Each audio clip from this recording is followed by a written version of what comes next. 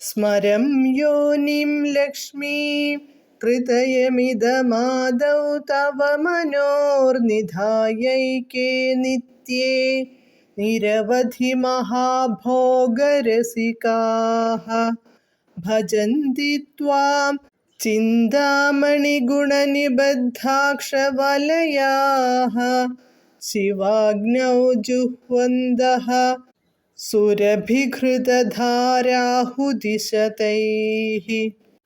പദാനുപദം.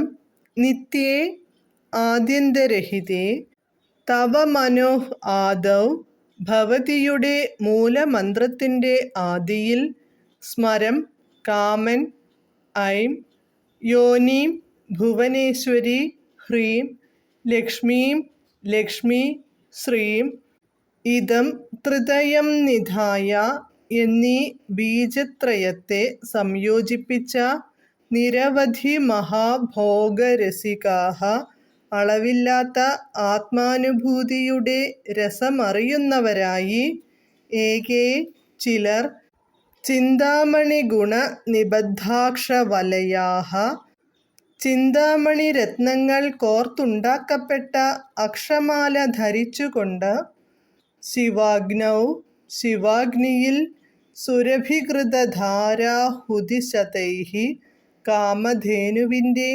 ആജ്യധാരകളെ കൊണ്ടുള്ള അനേകം ആഹൂതികളാൽ ജുഹ്വന്തഃ ഹോമിക്കുന്നവരായിട്ട് ത്വാം ഭജതി ഭവതിയെ ഭജിക്കുന്നു.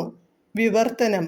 ഭവതിയുടെ മൂലമന്ത്രത്തിൻ്റെ ആദിയിൽ കാമബീജം, ഭുവനേശ്വരി ബീജം, ലക്ഷ്മി ബീജം എന്നീ ബീജത്രയത്തെ സംയോജിപ്പിച്ച് ചിന്താമണി രത്നങ്ങൾ കോർത്തുണ്ടാക്കപ്പെട്ട അക്ഷമാല ധരിക്കുന്നവരായി ശക്തിരൂപത്തിലുള്ള ത്രികോണത്തിൽ അധിഷ്ഠിതമായ ശിവാഗ്നിയിൽ കാമധേനുവിൻ്റെ ആജ്യധാരകളാൽ ഹോമിക്കുന്നവരായിട്ട് ആത്മാനുഭൂതിയുടെ രസമറിയുന്നവരായ ദുർലഭം ചില യോഗികൾ ഭവതിയെ ഭജിക്കുന്നു.